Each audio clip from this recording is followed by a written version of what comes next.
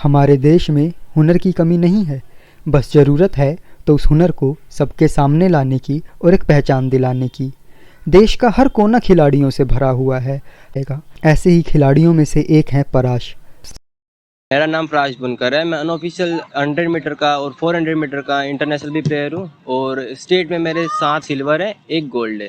राजस्थान में मेरे 2 गोल्ड है। सामान्य परिवार से आने वाले पराश अपने खेल के साथ साथ परिवार का भी ध्यान रखते हैं। कठिनाइयों ने कभी पराश का हौसला कम नहीं होने दिया। बहुत सारी परेशानी है, बहुत ज़्यादा। एक तो सपोर्ट नहीं है, बिल्कुल भी सपोर्ट ना गवर्नमेंट का है ना घर वालों का है। और मेन तो इंजरी होती है। इंजरी क्यों होती है? क्योंकि डाइट मिलती नहीं है ढंग से। ओवर यूज़ हमारा हो जाता है वर्कआउट पूरा, डाइट की वजह से फिर इंजरी आ जाती है। मेरी 4 साल से अभी बैक में इंजरी है। मैंने पर आवर 1000 दिया लेकिन अभी तक ठीक नहीं हुआ ये, तो फिर मैंने छोड़ दिया। आज की ठीक होगी लेकिन मैं वर्कआउट कर रहा हूँ। इतनी परेशानियों के बाद भी पराश अपनी आंखों में केवल एक ही सपना संजोए प्रैक्टिस पर आते हैं। मेरा एक ही सपना है, नेशनल रिकॉर्ड तोड़ना है मेरे को और वो तोड़ना ही है बिल्कुल। उसके बाद देखेंगे क्या होगा।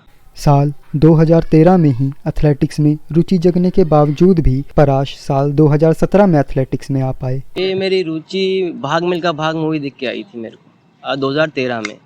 तो उस टाइम में मैं स्कूल में था तो उतना हुआ नहीं मेरे से, घर वालों ने भी उतना सपोर्ट नहीं दिया। लेकिन जब मेरा स्कूल ख़त्म हुआ तो 2017 में मैंने खुद पर्सनल स्टार्ट कर दिया। पहले तो मिल्खा सिंह सर थे मेरे, उनके बाद अभी है फ़िलहाल की हिमा दास, आसाम से है वो इंटरनेशनल मेडलिस्ट है और वो बहुत अच्छे थे। भारत में खेल रहे हर एथलीट की तरह ही पराश भी ओलंपिक में भारतीय खिलाड़ियों को अधिक से अधिक पदक जीते हुए देखना चाहते हैं, परंतु वर्तमान परिस्थितियों को देखते हुए उन्हें ऐसा मुश्किल लगता है। इसका मेन तो 2 कारण है। एक ये कारण है कि जो हमारे कोचिज़ हैं वो क्या करते हैं, जिन्होंने वो जो सीखे हैं वो वही सिखाते हैं हमें। नई चीज़ें कोई सिखाते नहीं है। हम पूछते हैं सर ये क्या है, उनको पता नहीं है ये क्या चीज़ होती है, लेकिन वो कहते हैं हमें सब पता है, हम सिखा देंगे तुम्हें। एथलीट फिर आगे जाके ख़त्म हो जाता है, कुछ होता नहीं है उससे, फिर छोड़ छाड़ के फिर घर बैठ जाता है वो, और कुछ होता ही नहीं। खेलों में होते भेदभाव का सामना अधिकतर खिलाड़ियों को करना पड़ता है। सब पूरा पॉलिटिक्स है पहली बात तो, ठीक है। दूसरी बात ये है कि हमारे एथलीट की कोई भी इज्जत नहीं है यहाँ पे इंडिया में। एथलीट की इज्जत है ही नहीं। कैसे घसीटते हुए उनको जेल में ले गए थे। वो आतंकवादी थोड़ी है, वो एथलीट ही है ना, ओलंपिक मेडलिस्ट है वो। लेकिन उनके साथ ऐसा हो रहा है और हम जैसे छोटे एथलीट के साथ तो क्या ही होता होगा। इसलिए मैंने बोला ना पूरी पॉलिटिक्स है ये। 6-7 फ्रेंड्स ऐसे हैं मेरे जिन्होंने छोड़ दिया है, और ये प्रोटेस्ट की वजह से भी 3-4 ने छोड़ा है क्योंकि कुछ नहीं रखा है इनमें। वो यही कहते हैं। मैंने पूछा अभी क्यों नहीं कर रहे भाई प्रैक्टिस आप? उन्होंने बोला देख लो एथलीट की क्या इज्जत है यहाँ पे हमारे इंडिया में। मैंने बोला हाँ सही बात है। वो छोड़ दिया उन्होंने 3-4 ने। बाकी बहुत सारे हैं जिनको सपोर्ट नहीं मिला, उन्होंने भी छोड़ दिया। क्या करेंगे बेचारे, पैसे मिलेंगे नहीं, डाइट होगी नहीं, बिना डाइट के हम दौड़ नहीं पाएंगे, क्या करेगा, छोड़ेगा ही वो। मैं स्टेट में क्या होता है, गोल्ड मेडल पे बस 5000 मिलते हैं, इससे क्या होगा बताओ। इस ये 4-5 हज़ार का तो हमारा प्रोटीन ही आ जाता है। फिर क्या करेगा बच्चा, आएगा कैसे स्टेट में प्रैक्टिस करने? जो 20-20 किलोमीटर दूर से आते हैं वो कैसे आएंगे बताओ। कि इसमें पॉलिटिक्स होती है। जो अच्छा बच्चा होता है उसको हटा के जो सिफारिश होती है, सिफारिश वाले वो आ जाते हैं। जो अच्छे होते हैं, जो सही खेलते हैं, प्रैक्टिस बढ़िया करते हैं, जो हार्ड करी है, जो बहुत ज़्यादा मेहनत करी है, उनको हटा दिया जाता है।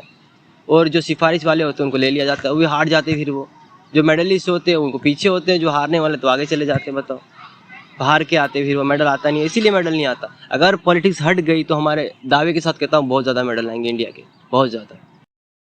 अपने साथ हुए भेदभाव के एक वाक्य को साझा करते हुए पराश बताते हैं कि किस प्रकार उन्हें नेशनल टूर्नामेंट से बाहर कर दिया गया। अभी नवंबर में आसाम गया था मैं खेलने, जूनियर नेशनल। हुआ क्या, 400 मीटर में अपनी पर्सनल तो हार गया था, जो इंडिविजुअल होता है।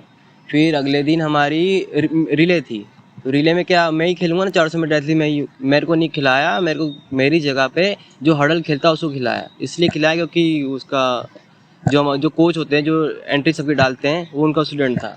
ये पॉलिटिक्स है पूरी, इतनी बड़ी वाली प्रेशर था उन पे, इनको डालो, उसने डाल दिया उनको और मेरे हटा दिया। मैंने उनसे बहुत बात भी करी थी लेकिन सुनी नहीं, मेरी फ़ोन भी काट दिया क्योंकि हमारे पास बैक सपोर्ट था नहीं हमारा। उन पर सपोर्ट बहुत ज़्यादा है, जिसका सपोर्ट है वही आगे निकलता है यहाँ पे। एथलेटिक में यही है।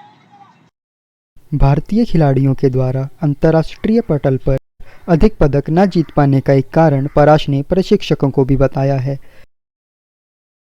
प्रशिक्षण पद्धति में कुछ खामियां महसूस करने के बाद पराश स्वयं अभ्यास करते हुए प्रशिक्षक के रूप में भी खिलाड़ियों को प्रशिक्षण दे रहे हैं।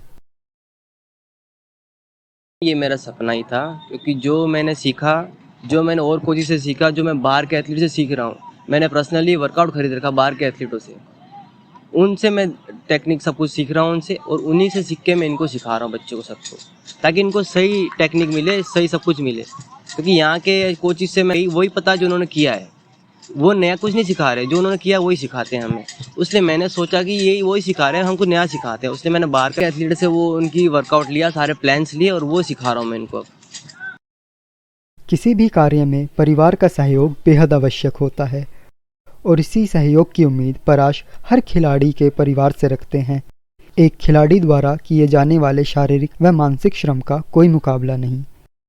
पराश परिवारों से केवल कुछ वर्षों के समय के अलावा कुछ नहीं चाहते, क्योंकि एक अच्छा खिलाड़ी बनने में सबसे अधिक उसी की आवश्यकता होती है।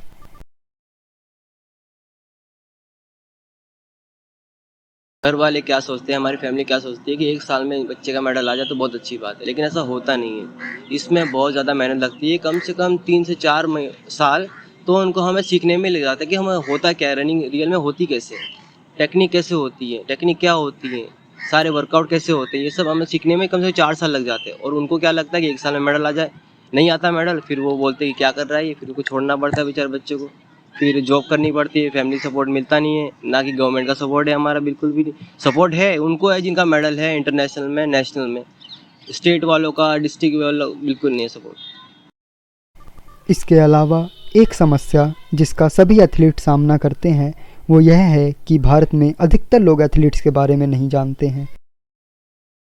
यही सबसे बड़ा कारण है जिसकी वजह से यह खिलाड़ी जिस सकारात्मकता और प्रशंसा की उम्मीद रखते हैं वो उन्हें नहीं मिल पाती और वे मायूस हो जाते हैं।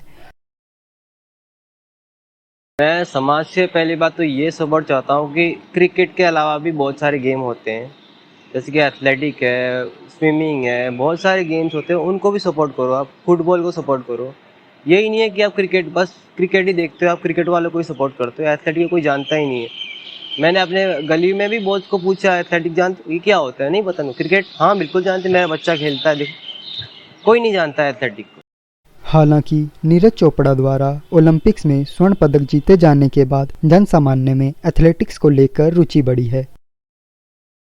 नीरज चोपड़ा सर ने जब से मेडल लिया है ओलंपिक में, तब थोड़ा बहुत लोग जानते हैं, उससे पहले कोई भी नहीं जानता था।